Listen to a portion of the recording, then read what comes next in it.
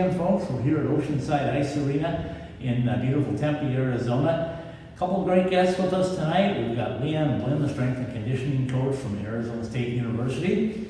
And we're going to visit with college hockey news beat reporter and a man of all trades, Greg Cameron, who does all the college hockey news stuff for the Desert Southwest. We got a lot to talk about with a lot of things happening. ASU hockey-wise, the team is ready to go on a 13 consecutive week streak now after coming off of 2 weeks off. It all starts this weekend with Vermont coming to town here at Oceanside Ice Arena. Then we're going to move on to a huge series against Denver. One of the games will be here at Oceanside, the other on Saturday afternoon in the first weekend of December at Gila River Arena. So get on out, support your Sun Devils, and more importantly, let's talk a little bit about college hockey and the growth and the talk and chatter up there of just what it takes to have an NCAA program like Arizona State has, and then to thrive in it. So without any further ado, let's take a quick break. Let's come back and let's visit him with Liane Blyn,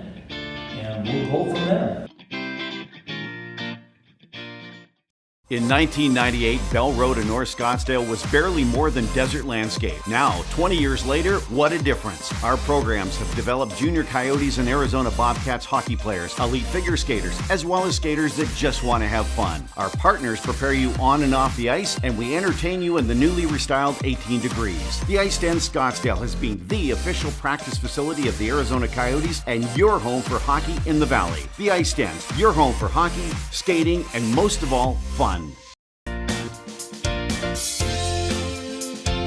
Welcome in to Hockey Talk in the Desert Southwest. You can see the smiling face. You know why it is? It's folks, this is Liane Blyn. She's a strength and conditioning coach here at ASU, works with the hockey team, works with everybody else, but she's smiling because she's had a chance to really work over guys for a little bit and get them back in shape. And Liane, I was joking with you when you came in. I said 13 weeks in a row now after a strange start to the season. Tell me about it. Strange start, having 2 weeks off and then going 13 weeks straight is going to be tough, and I have to manage load and manage what they're doing. I basically kicked their ass for those 2 weeks. So I looked at it as, okay, I can work to get them stronger or give them a little bit of recovery. A couple guys, I had to give them a little bit of recovery in the first week. And the second week, I said, screw it, you're back. You're getting strong or stronger or staying strong. And I had guys set PRs last week in training and kicking butt in the weight room. So now it's time for them to, not focus so much on the weight room and get back on the ice and, go 13 weeks and win some games. So it's strange the way you guys started. You had the trip to China, Yep. Then you come back, and then you get another bye week in the middle, and then you get 2 more bye weeks, and now you're going to run 13 in a row. How difficult is that on a person's body? It's hard going 13 weeks in a row, having time off, going to China, and then, time off, and then playing, and then time off again. But again, it's managing load, it's managing individual athletes. So there's certain athletes I know I can push, and there's certain athletes I know that I have to pull back on. We have a few nicks and dings that I had to work around, but for the most part, we're pretty solid, pretty healthy. So, but again, it's just managing. It's looking at your calendar, a year-round calendar, and saying, hey, these are my goals during this time of the year, and this is what I want to accomplish. And some things go as planned, and some things don't. And thankfully, most things have gone as planned so far. I give you a lot of credit. I know the players do as well for the success of this team because they all tell me the first thing I say is, why are you guys staying so healthy? Why is this happening? And the first thing they bring up is you. You told us a little bit earlier about what it's like on the road, but tell me about the road trip to Alaska when it became bus pushing time and all that good stuff. How do you prepare a team that's a Sun Belt team, to go to snow? Hey, it's life skills.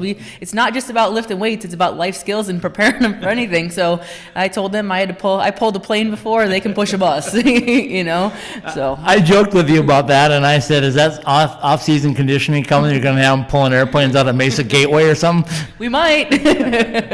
Hey, just like guys need to learn how to change a tire, some guys don't know how to change a tire. It's life skills. They got to learn how to change a tire, learn how to push things out of the snow. Okay, let's talk a little bit about Vermont coming in here. Their record is down, right? They're 1-8-1 coming in, so they're a team that's going to be hungry. And when you come off of 2 weeks, What's the mental preparation like? I mean, you've had them off the ice, and Coach has tried to make practices short and fun just to try to keep them going, but is it hard to get them mentally charged back up again? I think they're hungry and ready to play. They may come out a little slow because they haven't played in 2 weeks, but I think they're fit, they're fast, they're ready to go, they're hungry, they want to play. Vermont's going to be a tough team. Any of those Hockey East teams are going to be really tough and physical and I think and skilled. But I think our guys are going to come out and play and be ready to go. You've told me many times about rest, recovery, and the workout strategy. And when I look at the schedule after Vermont, you have Denver coming in, right? And that's a short turnaround because a little bit of an early start on Sunday. But then after that, you're going Saturday, Sunday, Saturday, Sunday, Saturday, Sunday, which means not 7 p.m., but probably 7 p.m., 3 p.m. Does that make a difference in the body and conditioning them? Not so much conditioning. Sleep is huge. So making sure they're getting enough sleep, the rest piece of it, the food, nutrition piece of it, mobility. And again, some guys are going to go about it a little bit different. So I'll change programs and change workouts differently for each player as they go. But I think it's going to take a little bit to get used to having that Saturday, Sunday, a little bit less recovery. And again, I'll go by how guys, their bodies feel, how they're, how well they're playing. If they feel like their strength's moving, strength's not there, or their power's not there. We have some ways to do velocity-based training with the new gym awares that we have, and we also have some other technology with a force plate, so I can say, hey, let's go on the force plate, jump. If your power's down, then I got to back off. If your power's good, then we're gonna get after it a little bit. So. Okay, and we talked also about the miles that they travel, and I want you to revisit that for me and tell me what it's like when you go to China and back, and then you go to Alaska and back, and now you're going to go out east and back. What's the game plan? Tell me what it's like when you get on that airplane. Let's say it's a Wednesday night or a Thursday. What do you do to these guys, and what's the routine? It depends if we skate. So that night, so on a Wednesday, if we leave in the afternoon, we don't skate. We'll go to the hotel, we'll stretch, do mobility, get them moving a little bit, make sure they're hydrated throughout the day and throughout the plane ride, because you get dehydrated on the plane ride. Some guys will go to the hotel and they'll lift. Right. So some guys are like, nope, I need sleep, a little more recovery, which is fine. Thursday, they'll practice on Thursday, and then that night we'll do stretch, mobility, recovery. Friday, game day, scratch guys will work out with me. So they're all in a routine. I think they're kind of used to the mileage now. I think last year was a little bit crazier, but I think they're used to the mileage and they're used to that routine. And some guys will do a little bit more, some guys will do a little bit less, but I also listen to what their bodies say, and they're pretty in tune with that. They're pretty in tune with their body, and they're pretty in tune with their nutrition, and it all plays together. So it's not just the day of leaving, it's the Monday and Tuesday before we leave, it's the Saturday, Sunday before the recovery and things like that. So it all comes together in your whole yearly plan of how you're going to plan things out. And again, little things happen, you make little tweaks here and there, but so far I've been, knock on wood, guessing right. Well, I think it's more than guessing, but we'll take it with that. I want to touch, before we wrap things up, just a little bit about Sun Devil Athletics as a whole. I talked to Coach Powers about it, and I said, what's going on here? Because the football team wins a big game against Oregon. The wrestling team knocks off Penn State. Volleyball is playing well. Golf is doing well. I mean, swimming's doing well. How much does it have to do with, and do you guys do something differently behind the scenes to prepare your athletes? Or is it just the athletes? I think it's everything. I think leadership starting from the top, expectations from the leadership and Ray Anderson, all the way down to our head coaches, and, things roll downhill. You have a positive atmosphere and great leadership. I think things work out well. When we have athletes that are hungry, that want to win, that want to play, and, want to be champions. And I think administratively they give us those opportunities to have that stuff and to win. So it's pretty exciting time. Football's unbelievable, knocking off Oregon, and Penn State, knocking off Penn State's pretty amazing too. So I think athletically everything's on the up and up, and I think down the road, and we are something to be reckoned with, a team to be reckoned with, a Pac-12 team, and I think it's pretty awesome. So. And I know your strength is Olympic sports, and I know Ray Anderson's got a real affection for seeing the Olympic sports, especially in the Pac-12. He wants to be the leader. And I think you're well on your way to that if you are not the leader in all of those sports. But hockey's a little different, right? I joked with people and I said the fans stormed the field. I can't wait to see if they'll storm the ice in Detroit and we win the national championship. Tell me about building the fan base for these athletes. You work with them and the guys, and how bad do they want to play for their fan base here at Arizona State? Oh, I think the fans are part of it. It's, you have the fans, you want to win for the fans. They're part of the family. Like your team is your family, but the fans are also part of your family, and you want to do well and play well for them just as much as you want to play well for your team and your coaches.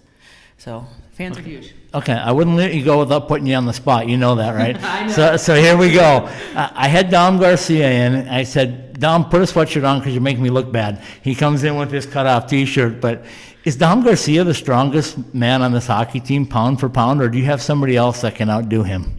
We got a couple guys that are pretty pretty strong, like pound for pound. Both Willies are, the strong. PJ, Dom, Vito, Phil. We have guys. Our guys as a whole are pretty darn strong and they're pretty darn fit. So you got out of that one very nicely. I know. Dom, but I will say Dom works his tail off, but they all work their tails off for the. You look at them and it's they look pretty good. I've been around hockey for a long time. Is that unusual for hockey players to want to strive to be that strong, or is that just the changing times?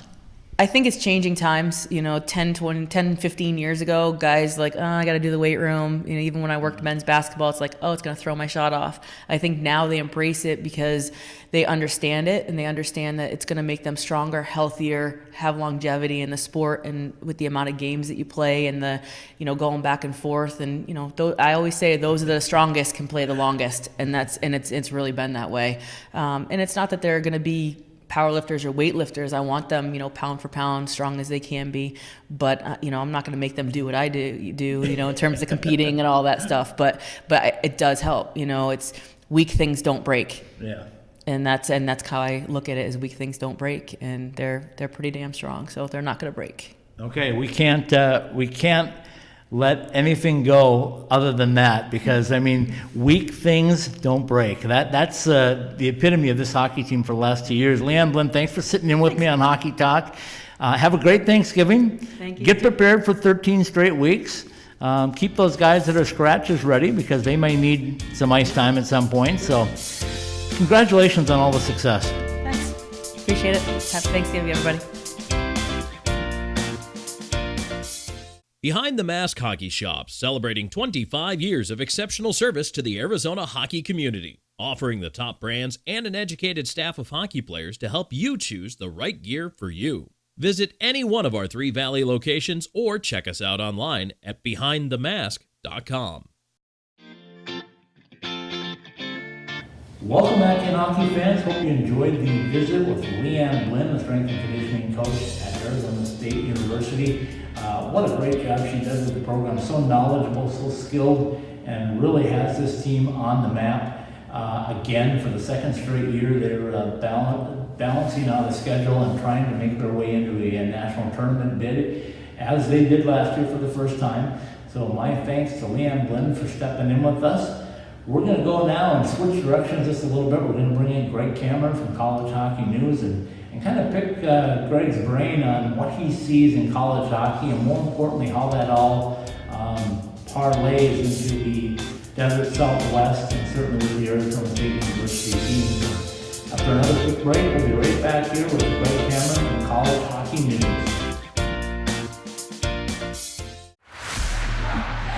Hey, Michael here from M-Drive. My dad, a world-class scientist, actually made M-Drive for himself to stay active and continue enjoying life. And yes, M-Drive supports healthy testosterone, but it's so much more. M-Drive is the everyday supplement to fuel your drive with more energy and more strength. Listen, we'd love for you to try M-Drive too. Visit mdriveformen.com and we'll give you 20% off your first purchase. Just type in the code DRIVE at checkout. Refine your prime with M-Drive.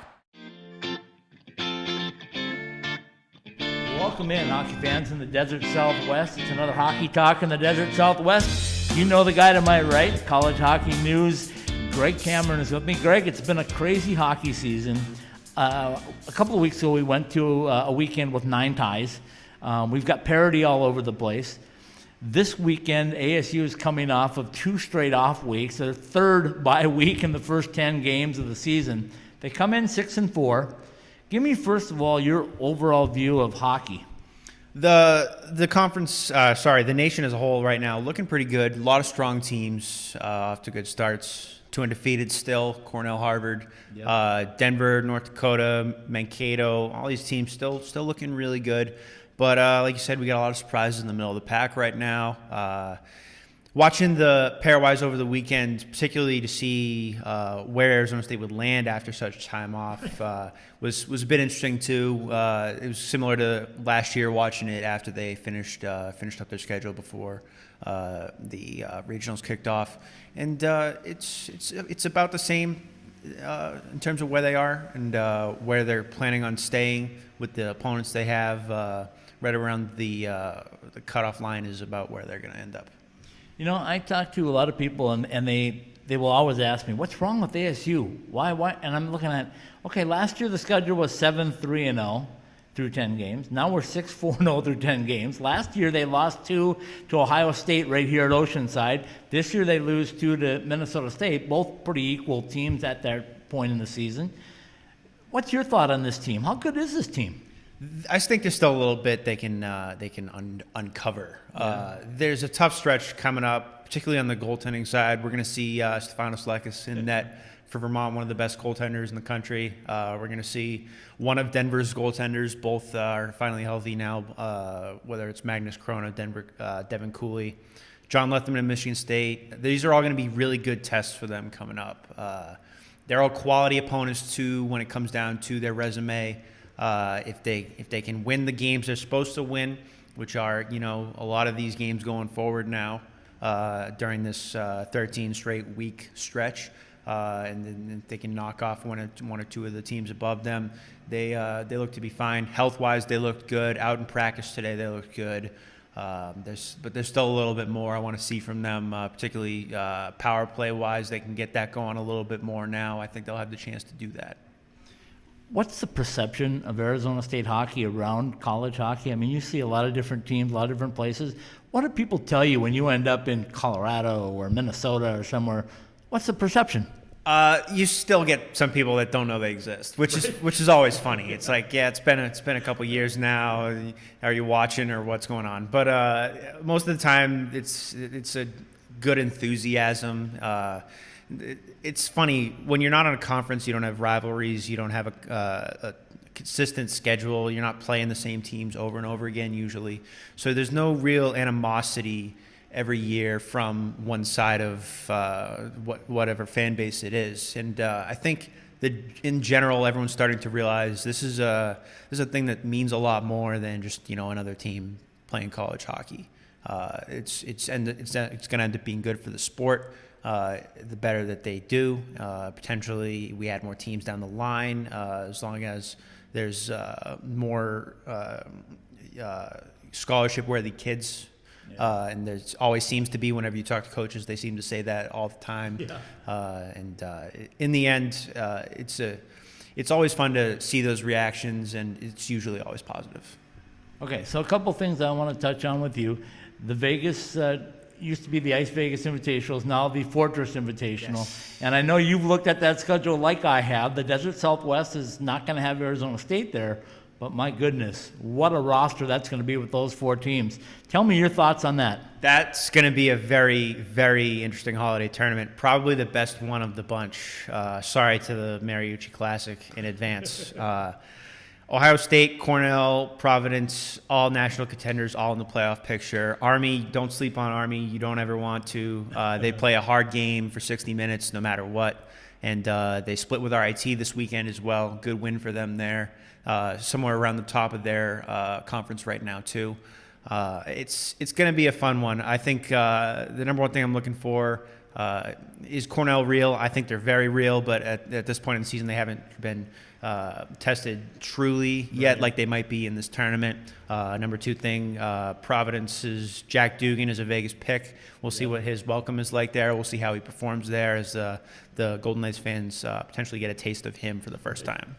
Well, the Golden Knights fans are looking for a taste of something right now. Trust me, they're having a little rough time this part of the season. And we look at college hockey overall, and I think what's really interesting is we know the problems that are going on in the WCHA, right? The rumors that have been out there. We know Alaska's got a reprieve a little bit for a year or two. Yes. What's your thought? If I had to pick your brain right now and say, Greg Cameron, tell me what you think is going to happen as far as growth in hockey in the Desert Southwest, and how soon?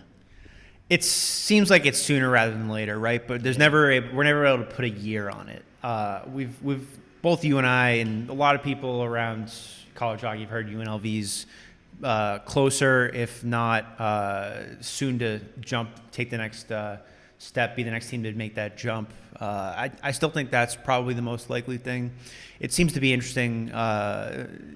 University of Arizona, we don't know where they are with this. Right. It's just kind of confusing. It would be a natural fit, good rivalry.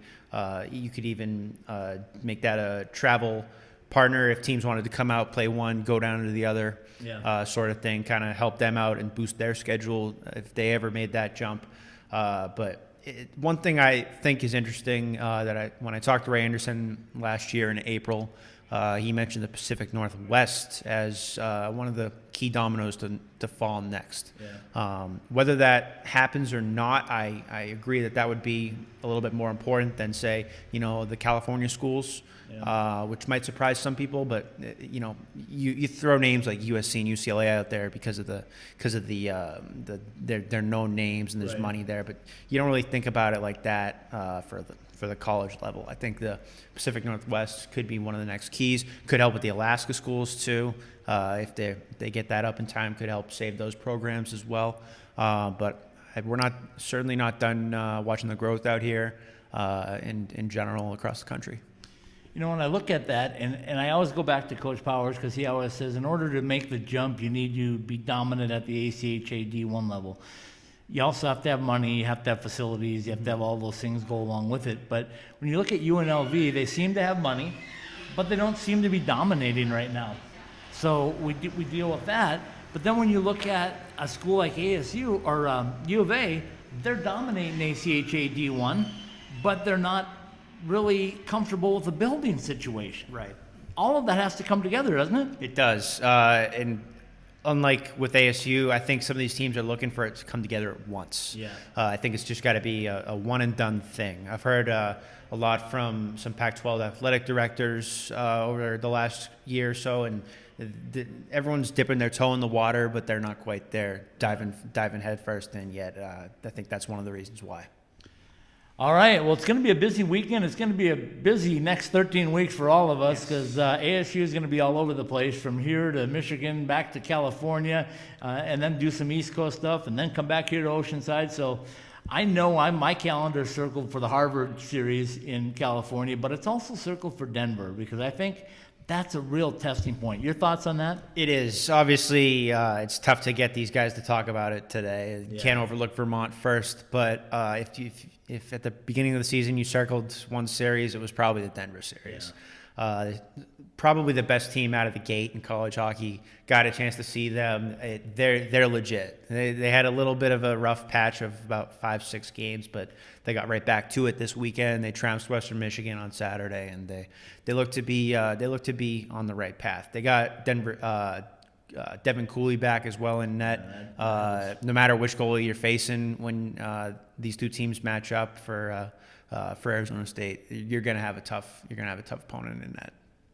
Greg, thanks for the time. I appreciate you sitting down with us as always. It's going to be a lot of fun going down the stretch, and yes, I'm definitely going to plug you for more. Definitely. I'll see you in California too. Absolutely.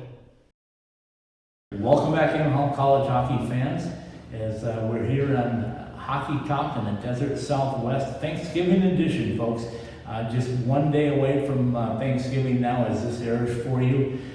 Great visit today with two great guests. We have Liane Blyn, the strength and conditioning coach from Arizona State University.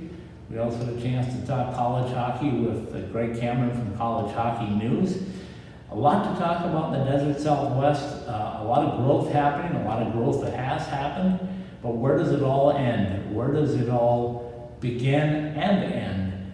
So, hope you enjoyed the show today. Just want to thank our sponsors here at Oceanside Ice Arena, the Ice Den, Scottsdale and Chandler, Behind the Mask, our friends at M Drive, our friends down at College Bar and Grill.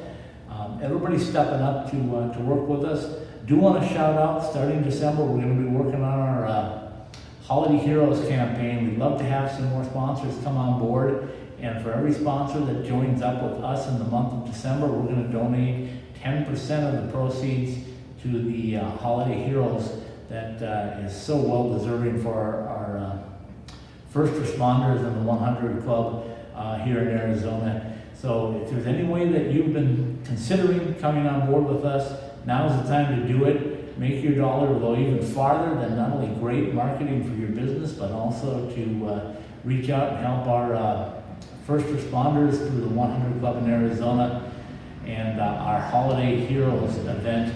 We want nothing more than to bring a nice big check down to Burns & Gamble when they're doing their show on the 19th of December and let them know that the hockey community supports our first responders as well. So once again, thanks to my guests, Liane Blyn and Greg Cameron. We'll be back next week after the Thanksgiving holiday.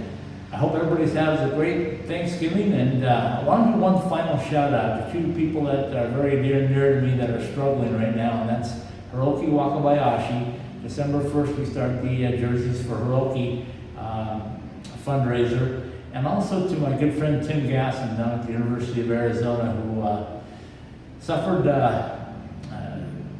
I don't even know how to describe it, folks. It was a very terrible illness, and Tim is battling right now, and I just want him and everyone else to know that he's in our thoughts and prayers. And you know what, rivalries are rivalries, but friendships and health lie above all of them. So big thank you to everybody for helping me out on the show today, and we'll look forward to seeing you all next week on Hockey Talk in the Desert Southwest.